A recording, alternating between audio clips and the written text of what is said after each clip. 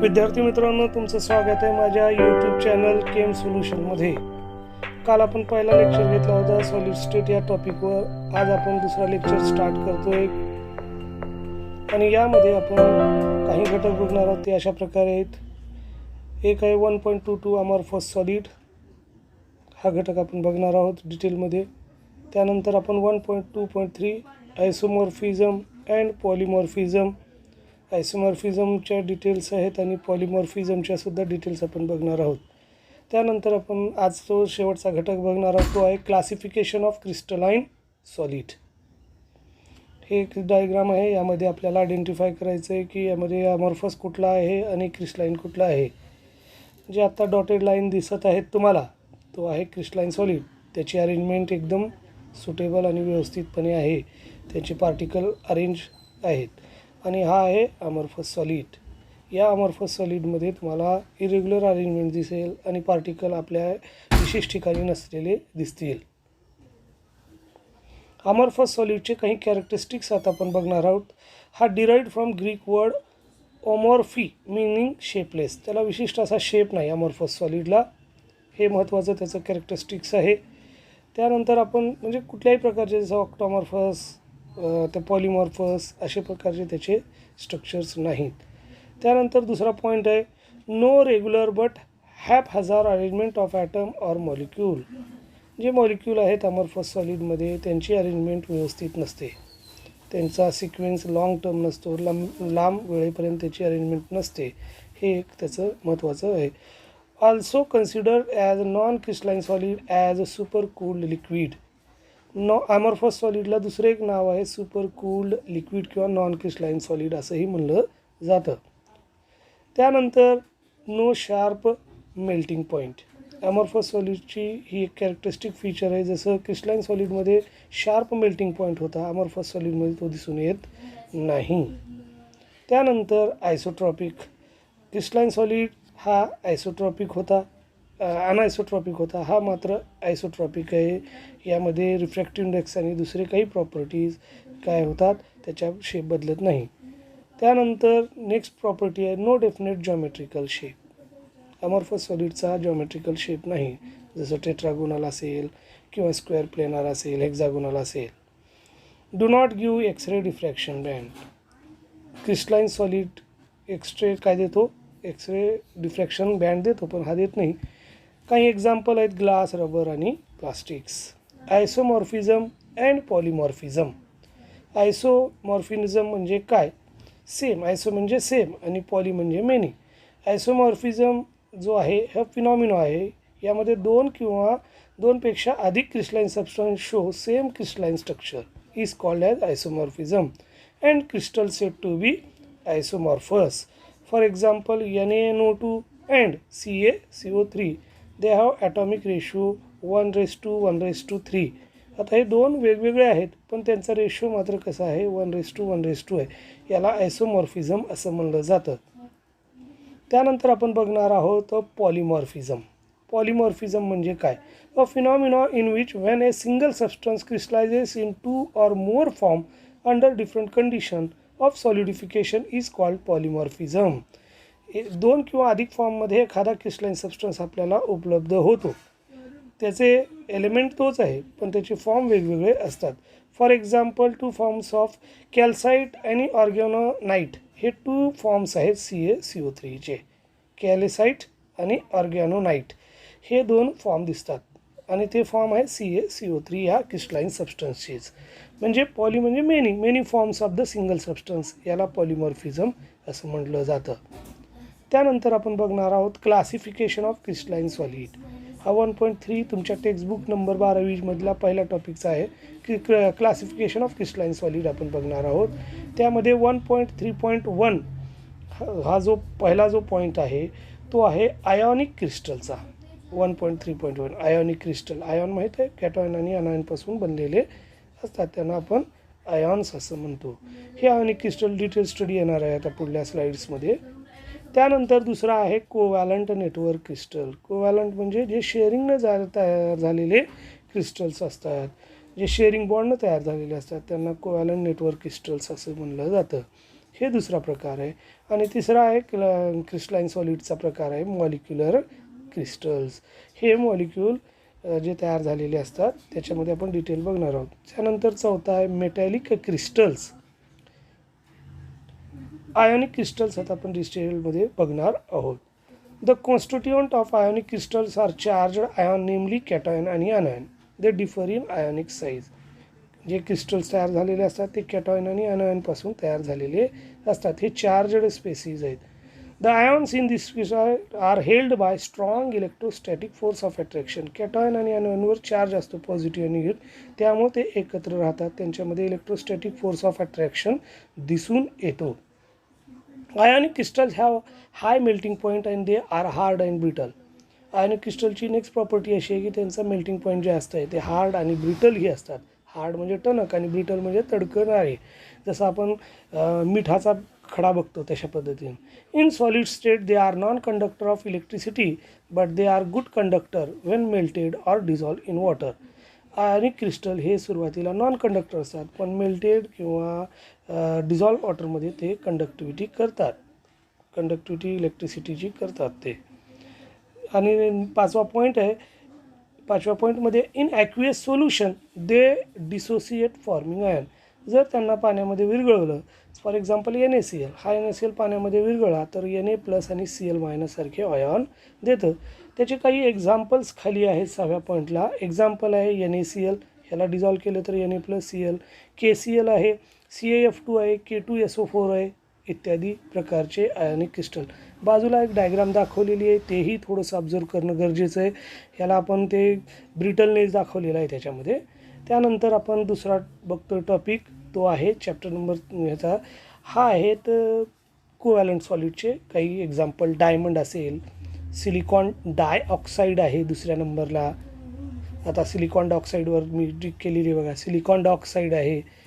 आणि तिसरा जो दाखवलेला आहे त्याच्यानंतर आहे सिलिकॉन कार्बाईड आहे आणि ग्राफाईड आहेत. हे 4 काय आहेत, कोव्हॅलंट सॉलिड. दुसरा जो प्रकार आपण बघतोय ते 2 प्रकार इथं दाखवलेले. त्यांचे डायग्राम आपल्याला अपेक्षित जरी नसले तरी फार ते जायंट मॉलिक्यूल, जायंट म्हणजे मोठे मॉलिक्यूल असंही त्यांचं म्हणणं आहे. आपण त्यांना म्हणू शकतो जायंट मॉलिक्यूल. फार बिग असतात, डायमंड वगैरे सारखे मॉलिक्यूल किंवा ग्राफाईट सारखे मॉलिक्यूल फार मोठ्या प्रमाणात तुम्हाला दिसून येतात. कोव्हॅलंट नेटवर्कचे काही आहेत. The constituent particle in this solids are atoms. ह्याच्यामध्ये ॲटम्स हे त्याचे काय असतात, स्ट्रक्चरचे भाग असतात, ॲटम्स. नेक्स्ट आहे 2. The atoms in this crystals are held by covalent bond. जे ॲटम आहेत ते एक दुसऱ्याच्या जवळ का राहतात, त्यांच्यामध्ये covalent bond forming rigid 3 dimensional network which gives giant molecule. Hence the entire crystal is a single molecule. आणि हा जायंट मॉलिक्यूललाच आपण सिंगल मॉलिक्यूलसुद्धा म्हणतो. जसं डायमंडचा एक पीस पूर्ण हा सिंगल मॉलिक्यूलचं चांगलं उदाहरण आहे, किंवा ग्राफाईड असेल ते त्याचं चांगलं उदाहरण आहे. ते एक दुसऱ्याच्या फार क्लोजली आणि स्ट्रॉंगली अटॅच असतात, त्यामुळे त्यांना कोव्हॅलंट नेटवर्क क्रिस्टल असं सुद्धा म्हणलं जातं. नेक्स्ट आहे 3rd point. These crystals are very hard किंवा हार्डेस्ट म्हणू शकतो, सर्वात कठीण असे पदार्थ येत आहे. And most incompressible. त्यामुळेच आपण हिऱ्याला वगैरे लोखंडानं सुद्धा कट करू शकत नाही. ते हार्डेस्ट मटेरियल आहेत आणि ते टफेस्ट मटेरियल म्हणू शकतो पृथ्वी तलावर जेवढे काही उपलब्ध आहेत. म्हणून diamond is the hardest material. त्यांना तो बनलेला आहे कोव्हॅलंट नेटवर्क सॉलिडपासून. नेक्स्ट आहे they are have high melting and boiling point. जवळपास 3550 सुद्धा मेल्टिंग पॉईंट आपल्याला दिसून येतो, कार्बाईड असेल किंवा डायमंड असेल याचा, कारण ते are have melting point. Since electrons are localize they are poor conductor of heat and electricity. ते फार पुअर कंडक्टर ऑफ हीट आणि इलेक्ट्रिसिटी आहे. जसं डायमंड हा पुअर कंडक्टर ऑफ हीट आणि इलेक्ट्रिसिटीचा आहे, एक्सेप्ट ग्राफाईट. ग्राफाईटमध्ये इलेक्ट्रिसिटी, कारण त्याच्यात एक डिलोकलाइज्ड इलेक्ट्रॉन उपलब्ध आहेत. एक्झाम्पल क्वार्ट्स म्हणजे गारगुटी SiO2 आणि डायमंड हे कोव्हॅलंट नेटवर्क क्रिस्टलचे चांगले उदाहरणं तुमच्यासमोर आहेत. त्यानंतर यामध्ये टाईप्स ऑफ इंटरॅक्शन एक लहानसा घटक आपल्या बुकमध्ये दिलेला आहे. त्यामध्ये वीक डायपोल इंटरॅक्शन, यामध्ये HCl, H2O, SO सारखे परमनंट डायपोल मुवमेंट असते आणि ह्यांच्यामध्ये वीक डायपोल इंटरॅक्शन होतं, कारण ते एक दुसऱ्याला H+Cl- या पद्धतीनं अटॅच असतात. वीक डायपोल इंटरॅक्शन तुम्हाला इथं दिसून येतं. वीक डायपोल इंटरॅक्शन वेगवेगळ्या पद्धतीनं मॉलिक्यूल एकत्र राहतात, त्याच्यातली हे एक घटक आहे वीक डायपोल इंटरॅक्शन. त्यानंतर आहे दुसरा very weak dispersion or London forces. The solid consist of non polar molecule like CH4H2 जे आहेत यांच्यामध्ये एकत्रितपणा का राहतो, ते एकत्र का राहतात, तर त्यांच्यामध्ये वीक डिस्पर्शन किंवा लंडन फोर्सेसची उपलब्धता दिसून येते. त्यानंतर एक तिसरा टाईपचा इंटरॅक्शन आहे, तो आता येणार आहे तुमच्यासमोर आणि तो आहे इंटरमॉलिक्युलर हायड्रोजन बॉन्ड. इंटरमॉलिक्युलर म्हणजे दोन बॉन्ड एकत्र काय होतात, constituent particle are in the molecule contain hydrogen atom linked to highly electronegative atom like F, O or N.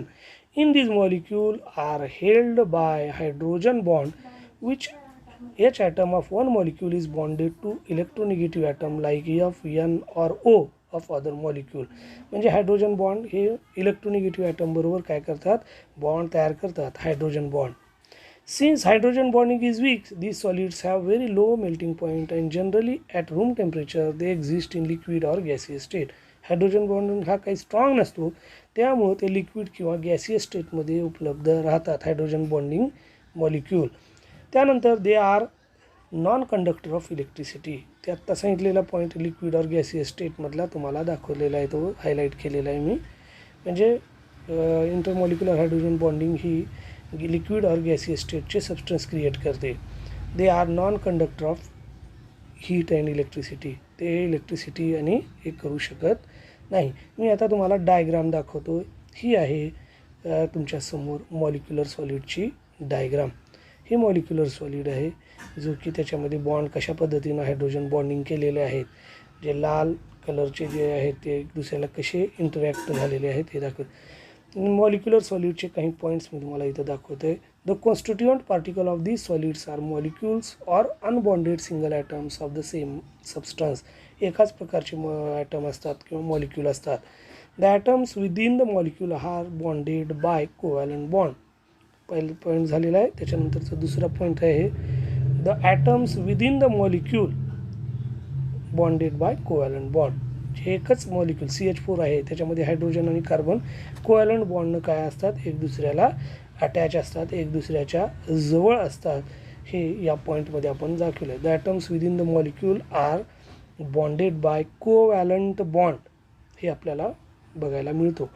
आणि आपला जो तिसरा पॉईंट आहे त्याच्यामध्ये आपण बघणार आहोत the molecule are held together by intermolecular force of attraction. जे मॉलिक्यूल आहे ते कशामुळं, इंटरमॉलिक्युलर फोर्स ऑफ अट्रॅक्शननं एक दुसऱ्याला काय झालेले आहेत, लिंक झालेले असतात. त्यानंतर नेक्स्ट आहे मेटॅलिक सॉलिड्सचा एक्झाम्पल आपण बघतोय. मेटॅलिक सॉलिडमध्ये कॅटॉयन आणि अनॉयन हे पॉझिटिव्ह आणि निगेटिव्ह घटक काय असतात, यांच्यामध्ये बॉन्ड. पॉझिटिव्ह कॅटॉयन आणि निगेटिव्ह अनॉयन हे जे वेगवेगळे आहेत. कॅटॉयन हे मोठ्या साईजमध्ये दाखवलेले आहेत आणि अनॉयन हे लहान साईजमध्ये दाखवलेले आहेत. नाव आपल्याला नेक्स्ट बीट बघायचे, त्याचे प्रॉपर म्हणजे मेटॅलिक क्रिस्टल जो आहे त्याचे पॉईंट्स आपल्याला इथं आता सुरुवात करायची आहेत. पहिला पॉईंट आहे metallic crystals are solid form by atoms of same metallic element held together by metallic bond. Metallic bond म्हणजे जो बॉन्ड तयार असतो त्याला मेटॅलिक बॉन्ड बनलं जातं आणि त्याचे क्रिस्टल्समध्ये सगळे सेमच काय असतात, एलिमेंट्स असतात, मेटॅलिक एलिमेंट असतात. हा पहिला पॉईंट आहे. नेक्स्ट आहे metallic crystal have high melting point and boiling point. तुम्हाला जसं माहीत आहे मेटलचा बॉइलिंग आणि मेल्टिंग पॉईंट जास्त असतो, कारण त्यांच्यामध्ये बॉन्ड हा स्ट्रॉंग असतो आणि तो बॉन्ड ब्रेक करण्यासाठी आपल्याला काय लागतो, जास्त हीटिंग लागते, म्हणून हाय मेल्टिंग आणि बॉइलिंग पॉईंट तुम्हाला दिसून येतो. Metals are malleable and can be hammered into thin sheet. Malleable म्हणजे थिन शीटमध्ये त्याला कन्वर्ट करून घ्यायची ॲबिलिटी. आता आपल्याकडे जेवढे काही पदार्थ आहेत ते मेटलपासूनच तयार झालेले असतात, त्यामुळं मेटल्स कसे असतात, मॅलिएबल आणि डक्टाईल असतात. त्यांना वायरसुद्धा आपण तन्यतासुद्धा दिसून येते. Metals are ductile and can be drawn in to wire. Metal म्हणजे दुसरी एक प्रॉपर्टी आहे मॅलिएबलसारखी आणि ती आहे डक्टिलिटी. त्यांना वायरमध्ये आपण कन्वर्ट करू शकतो, वायर बनवू शकतो. म्हणून इलेक्ट्रिकल वायर किंवा दुसरे काही बिल्डिंग मटेरियलचे वायर्स वगैरे आहेत ते सगळे मेटल्सपासूनच बनलेले आहे. Metals are good conductor of heat and electricity. मेटलमध्ये इलेक्ट्रॉन फ्री स्टेटमध्ये असल्यामुळं ते मूव्ह होतात आणि त्यामुळं मेटल्स जे आहेत चांगले कंडक्टर आहेत हीट आणि इलेक्ट्रिसिटीचे. त्याचे काही एक्झाम्पल मी 6व्या पॉईंटमध्ये तुम्हाला दिलेले आहे. ते कॉपर आहे, सिल्वर आहे, गोल्ड आहे आणि निकेल आहे. CuAg, AuNi आणि अजून दुसरे काही मेटल्स आहेत. थँक्यू. आता आपण उद्या पुन्हा भेटू तिसऱ्या पिरियड घेऊन आणि आजच्यासाठी धन्यवाद.